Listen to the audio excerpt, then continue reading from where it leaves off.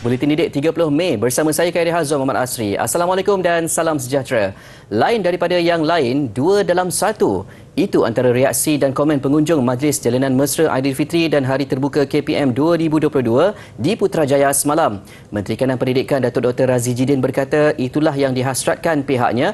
Malah beliau seronok dan gembira dapat bersua muka, melayan dan melihat keceriaan pada wajah-wajah tetamu yang berkunjung. Terima kasih saya ucapkan kepada semua yang hadir pada hari ini dalam jumlah yang cukup ramai, sekurang-kurangnya 25,000 orang hadir dalam program kita pada hari ini dari pelbagai lapisan masyarakat, seluruh warga pendidik, ibu bapa, anak-anak dan masyarakat sekitar yang bersama-sama bukan sahaja meraihkan Aidilfitri bersama KPM tetapi juga melihat apakah yang disediakan di dalam konteks kementerian ini di pelbagai peringkat. Beliau turut mengucapkan terima kasih kepada semua yang terlibat dalam menjayakan majlis itu. Pendekatan berbeza yang diambil KPM itu bagi mengeratkan lagi hubungan dengan masyarakat. Antara aktiviti yang diadakan, pameran, pertunjukan STEM dan persembahan dari pelajar sekolah. Datuk Dr. Razi juga berbesar hati menerima kunjungan kira-kira 100 murid dalam program khas ke pejabat beliau.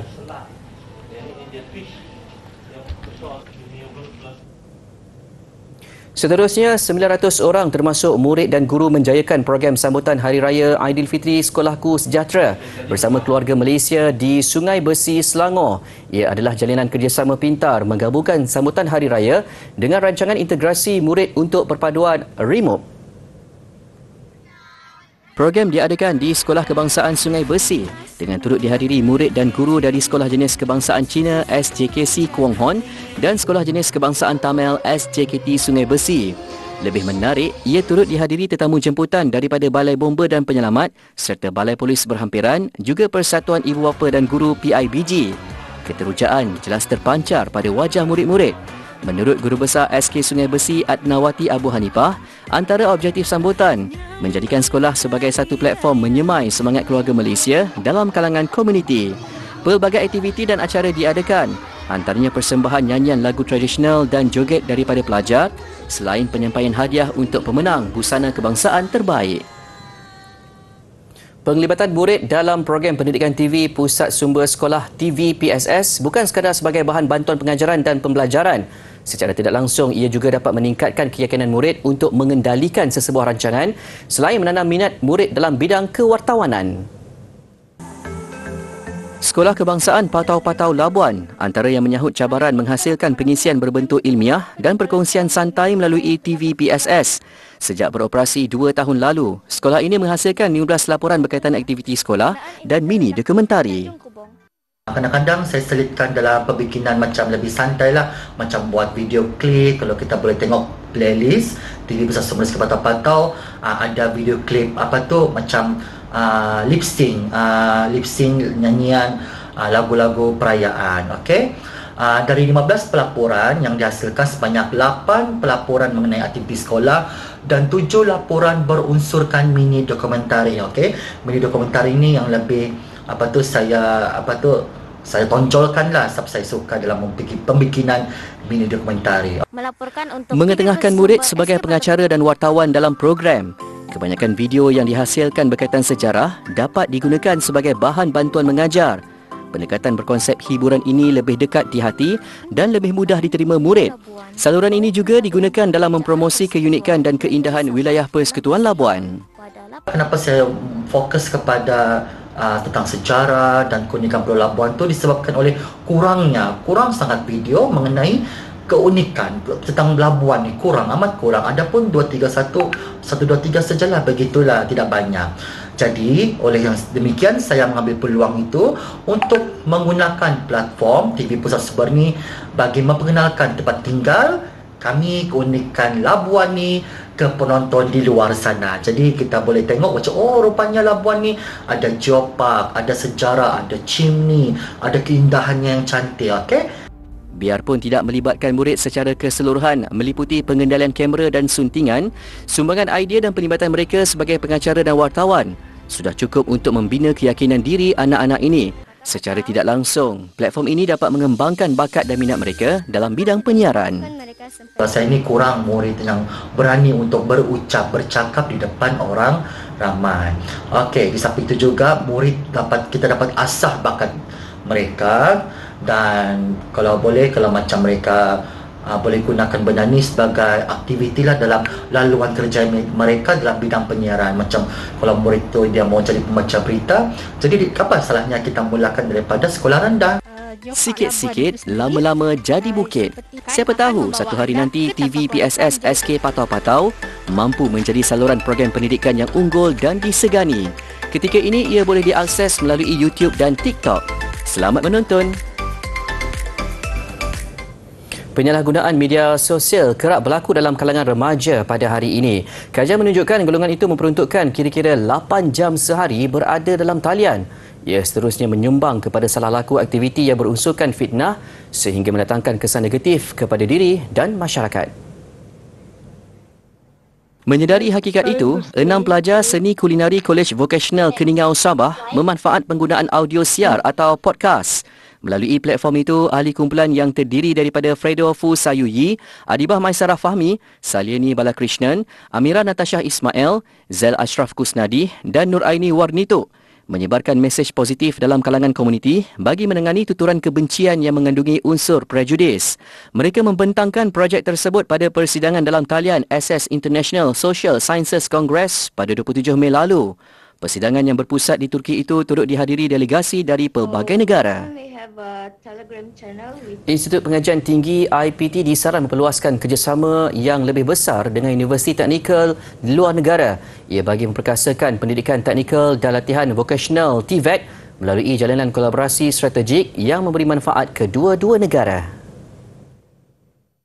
Menteri Pengajian Tinggi Datuk Seri Noraini Ahmad berkata, bagi memperluas jaringan strategik antarabangsa itu, Universiti Malaysia Perlis UNIMAP telah menandatangani memorandum persefahaman MOU dengan Georgia Saki Technical University of IASH to IASH. MOU bersama universiti di Romania itu akan memberi tumpuan kepada bahan kita semula dan penggunaan semula produk untuk menangani isu kemampanan alam sekitar. Datuk Seri Noraini menyaksikan majlis menandatangani MOU itu dalam lawatan kerjanya di IASH Romania. Jelas beliau, KPT akan menyokong dan memberi komitmen penuh kepada UNIMAP dan TUIASH bagi menggalakkan dan mempromosikan kerjasama. Ia melibatkan pertukaran kepakaran, pengetahuan dan teknologi untuk pembangunan kaki tangan.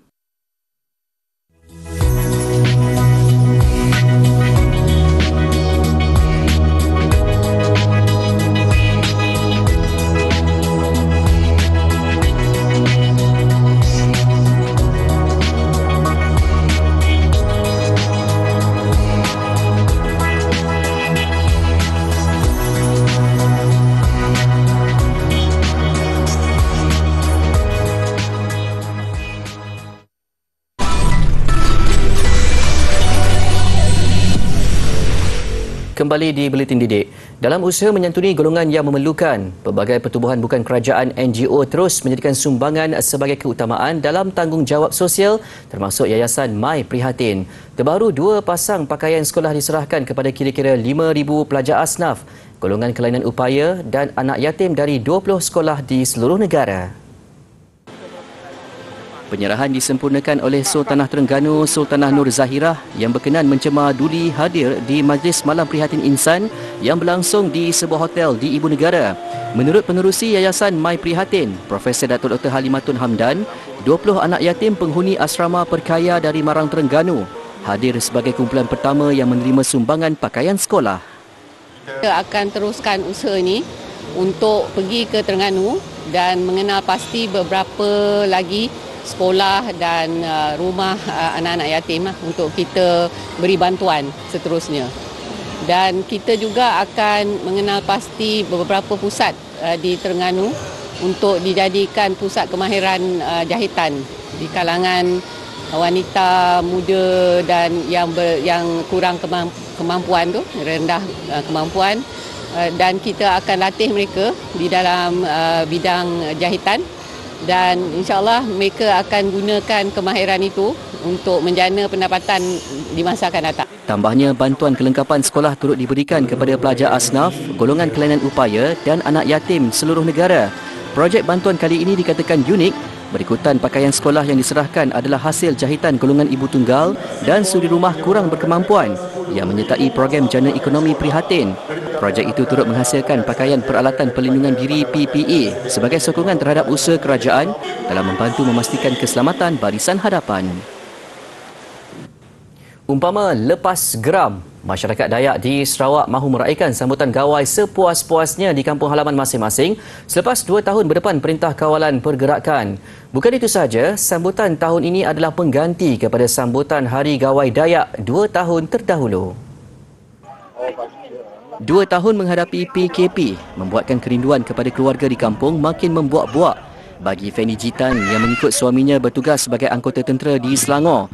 Kali terakhir mereka pulang ke kampung halaman di Katibas Song adalah pada 2019. Kali tahun terpulai kami cuti lama lah. Sebab nak pulai gawai terbang lama tu. Kan pulai gawai susah sebab pandemik. Kali tu pulai gawai rasa happy. Rasa penat lelah semua nak raya lah. Kereta kira happy lah, bertemu ngau belapai, belainai, pada sembilan lah, ngau tes rumah. Kegembiraan sama turut dikongsi Ketua Masyarakat Iban Tuai Rumah Jaruk Bungkong yang menyifatkan sambutan tahun ini pastinya lebih meriah dengan kehadiran penghuni di rumah panjangnya yang pulang dari perantauan. Senang hati aku untuk medak menua kita itu dah terus semangat menyukur kita Iban, terus semangat nak dengan awak nak kebuah. Aku gagal tu bakal tahun 2021 kami berwai aku itu 8 ekor, dia 3 ekor, dia 4 ekor, 5 ekor. Nah, oleh kalau damping pengendara. Apapun dalam suasana gembira, SOP bagi mengekang penularan COVID-19 tidak harus diabaikan. Suasana juga ceria menjelang Pesta Keamatan di Kota Kinabalu, Sabah. Kesempatan beraramaite atau berhimpun di Hongkot Koisaan Persatuan Kebudayaan Kadazan Dusun KDCA dimanfaatkan sebaiknya oleh masyarakat Kadazan Dusun Murut Rungus. Tinjauan sejak awal pagi tadi mendapati Hongkot Koisaan KDCA Kota Kinabalu mula menjadi tumpuan dan dijangka bertambah meriah esok. Ia manifestasi sebenar keluarga Malaysia yang memberi peluang rakyat mengenali, memahami serta menghormati kepelbagaian suku kaum di negara ini. Saya tengok Maria, banyak sudah orang boleh masuk dekat sini di KDCA ini, dan yang tambah Maria, dorang ada semangat pakai baju kebudayaan untuk masuk sini dan dorang sambutlah perayaan pada tahun ini ya gitu. Saya rasa ini tahun paling syok. Ada unduk, MRK, Sugandoi, itulah yang syok dah. Sebelum ni ada ya, tapi dia tidak syok ini. Keamatan menjiwai alam semula jadi menjadi tema sambutan tahun ini yang memberi penekanan tentang pentingnya penjagaan dan pemeliharaan alam sekitar. Pelbagai acara kebudayaan memeriahkan sambutan 2 hari itu dengan kemuncaknya pemilihan unduk ngadau atau Ratu Keamatan. It's been amazing. We've tried some of the local food and watched the tribal dances. And when the chief came, it was crazy. Everyone was just surrounding, trying to take pictures. We were like, what's going on?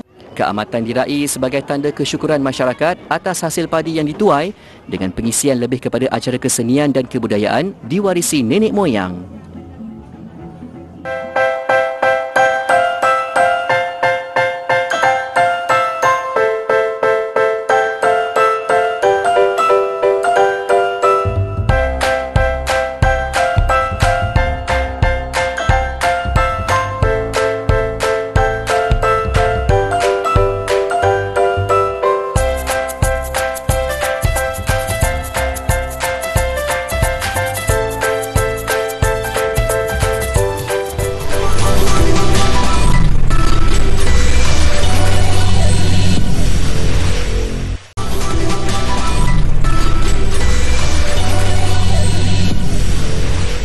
Jika di Melaka ada Baba dan Nyonya, di Sabah ada Dusun Tatana, salah satu rumpun etnik Kadazan Dusun Murut. Keunikan asal-usulnya persis Baba Nyonya masih banyak belum diketahui umum. Berpotensi memacu salah satu produk pelancongan tempatan. Ia diterjemahkan melalui sebuah dokumentari sekaligus menjadi rujukan generasi akan datang. Sebuah dokumentari berdurasi 60 minit pakar merancangkan industri pelancongan sekaligus membuktikan keupayaan pengeluar industri kreatif tempatan untuk dibawa ke pentas global dan berpeluang memenangi anugerah di Festival Filem Antarabangsa. Bukan sahaja memanfaatkan Sabah dari segi pelancongan, malah masyarakat etnik Dusun Tatana akan mendapat lebih pendedahan dan dikenali ramai bagi mereka yang menontonnya di dalam dan luar negara. Dia akan boleh promosikan Sabah dalam segi industri pelancongan dan lebih-lebih lagi kepada etnik Tatana lah, ya, di mana kalau sudah ini dihebohkan, ya, expose di merata tempat, etnik ini akan lebih dikenali. Kita harap melalui dokumenter ini, satu, anak-anak muda bukan saja etnik Tatana, tetapi orang Sabah di Malaysia, ya, bukan saja tahu bahawa babanyonya di Melaka, tetapi kita di Kuala Penyu adalah juga Tatana yang mempunyai budaya lebih kurang sama yang masih belum diketengahkan. Sempena Pesta Keamatan, pratonton teknikal dokumentari itu ditayangkan baru-baru ini. Ia dijadual ditayangkan untuk tontonan umum tahun depan sama ada melalui rangkaian televisyen tempatan maupun platform dalam talian. Memacu perjalanan kreatif talent kita di dalam mengetengahkan produk ataupun macam contohnya di sini ini dokumentari lah, dan kita juga ingin melihat bagaimana kita boleh memberi peluang kepada pembikin-pembikin filem ini. The Inherent Tribe Tatana mengisahkan masyarakat etnik Dusun Tatana dari daerah Kuala Penyu.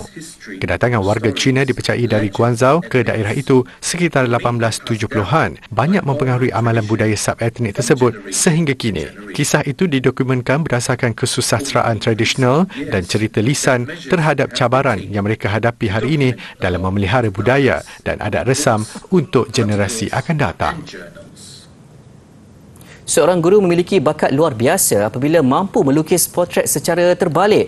Terbaru Jeffrydin Sulaiman menghasilkan potret salah seorang anggota kumpulan Bangtan Sonyeondan atau lebih dikenali sebagai BTS.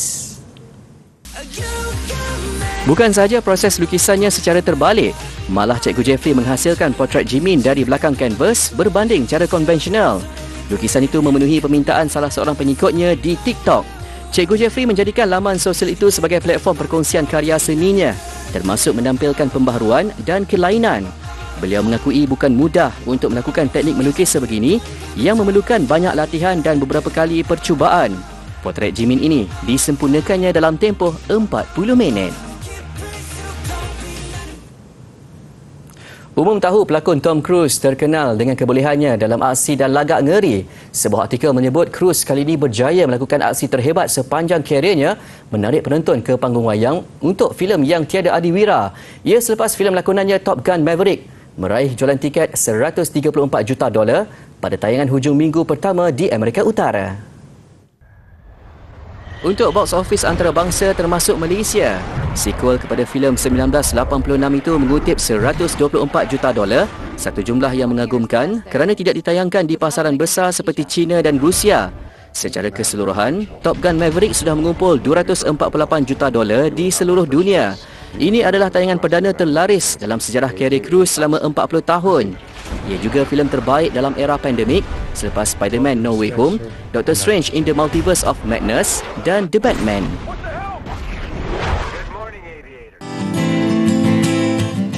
Kita sekarang berada di bahan pameran dinamakan pusingan berlingkar. Di sini terdapat 2 biji bola golf yang akan saya lepaskan pada laluan ini. Mari kita perhatikan di manakah bola ini akan jatuh nanti.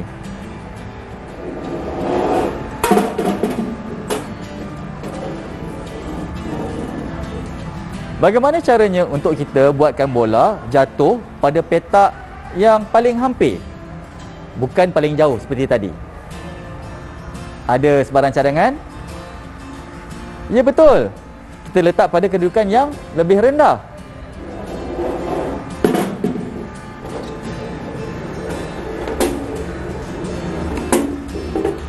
Apabila kita meletakkan bola pada kedudukan yang lebih rendah, secara tidak langsung kita juga merendahkan tenaga keupayaan yang dimiliki oleh bola-bola ini. Tenaga keupayaan ini akan ditukarkan kepada tenaga kinetik apabila bergerak. Semakin rendah tenaga keupayaan, semakin rendah juga tenaga kinetik dan menyebabkan bola ini akan pergi semakin dekat.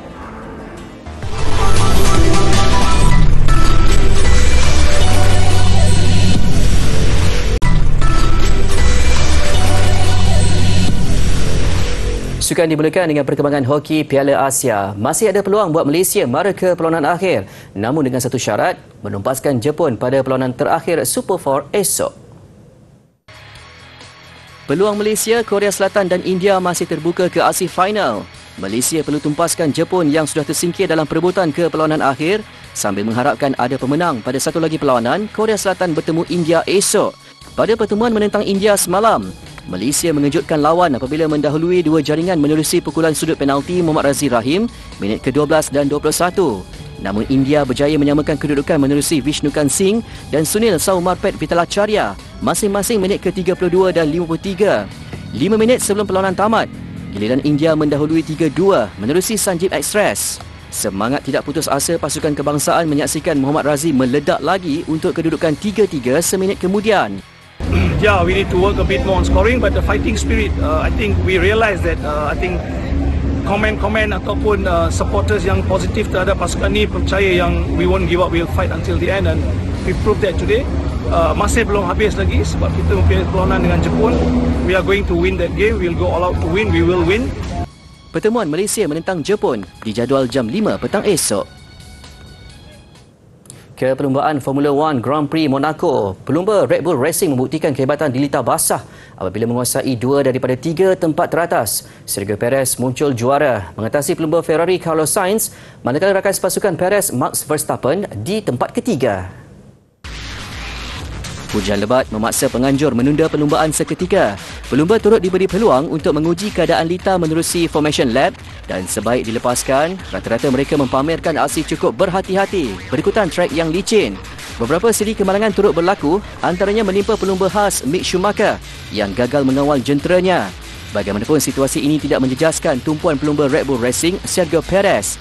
Perez terlebih dahulu melepasi garisan penamat, diikuti pelumba Ferrari Carlos Sainz. Seorang lagi pemandu Red Bull, Max Verstappen ketiga untuk mengukuhkan kedudukan selaku pendahulu keseluruhan dengan mengumpul 125 mata. Red Bull Racing turut mengungguli carta pengeluar dengan 235 mata. Perlumbaan seterusnya ialah GP Azerbaijan di litar Baku 12 Jun nanti. Karya seni gergasi menggunakan ribuan bahan plastik terpakai mengakhiri buletin didik. Ia hasil usaha seorang aktivis dan artis di Jordan yang mahu menggalakkan orang ramai mengitar semula. Saya Kadir Hazam Muhammad Asri. Salam hormat dan Assalamualaikum.